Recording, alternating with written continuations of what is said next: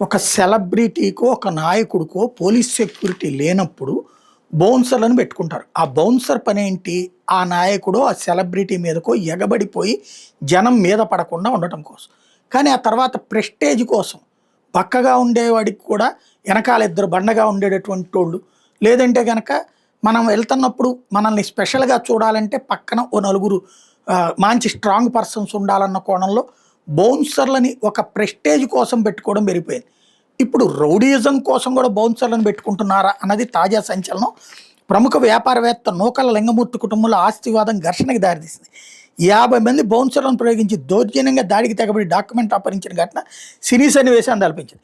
మంగళవారం రాత్రి పురుష, మహిళా బౌన్సర్లు ఒకేసారి ఇంట్లోకి ప్రవేశించి నూకల లింగమూర్తి చిన్న కొడుకు సాంబశివరావు కుటుంబ సభ్యులు నిర్బంధించి సంచుల్లో ఆస్తి పత్రాలను తీసుకెళ్లిపోయారు. ఈ భయానక ఘటనతో సాంబశివరావు కుటుంబ సభ్యులు ప్రాణభయంతో పోలీసులను ఆశ్రయించారు. కొంతకాలంగా నివురుగప్పి నిప్పులో ఉన్న ఆస్తి వ్యవహారం ఇప్పుడు తీవ్ర చర్చనీయాంశంగా మారింది. ఆ కుటుంబానికి చెందిన సుధీర్ టెంబర్ డిపోకు 2 వర్గాలు తాళాలు వేయడంతో కృష్ణా జిల్లా ఏకమూరు ఉయ్యూరులో హైటెన్షన్ నెలకొంది. తోట్లవలూరు మండలం ఏకమూరు గ్రామానికి చెందిన నూకల లింగమూర్తి సుధీర్ టెంబర్ డిపోను స్థాపించి ఉయ్యూరు కేంద్రంగా వ్యాపారాన్ని విస్తరించారు.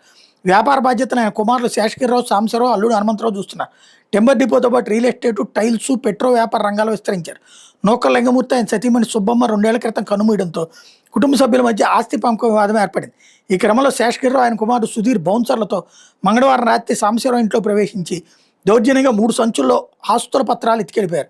ఈ ఘటన మీద సాంబశివరావు కుటుంబ సభ్యులు బుధవారం తోట్లవల్లు పోలీసులు ఫిర్యాదు చేయడంతో 2 వర్గాలు టెంబర్ డిపోకు 2 తాళాలు వేయడంతో డిపో నిలిచిపోయింది. వ్యాపారవేత్త నూకల సాంబశివరావు కుమారుడు నూకల మోహన వీర వంశీకృష్ణ, కోడలు లక్ష్మీ కృష్ణ భార్గవి ఫిర్యాదు మేరకు నూకల శేషగిరిరావుపై కేసు నమోదు చేసి దర్యాప్తు చేస్తున్నట్టు ఎస్ఐ కిషోర్ తెలిపారు. ఆ బౌన్సర్లందరి మీద కూడా రౌడీ షీట్ పెట్టాలి లెక్క ప్రకారం అయితే.